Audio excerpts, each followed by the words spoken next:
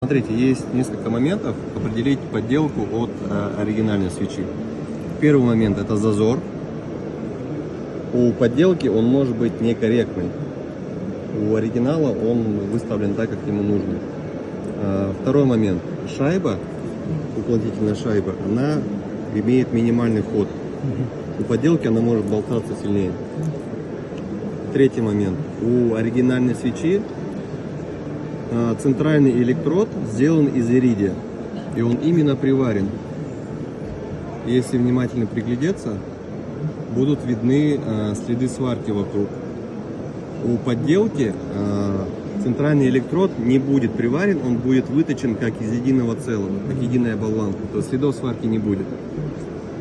И последний момент, который очень хорошо показывает, подделка это или нет, нужно поцарапать боковой корпус на свече, как показано вот здесь на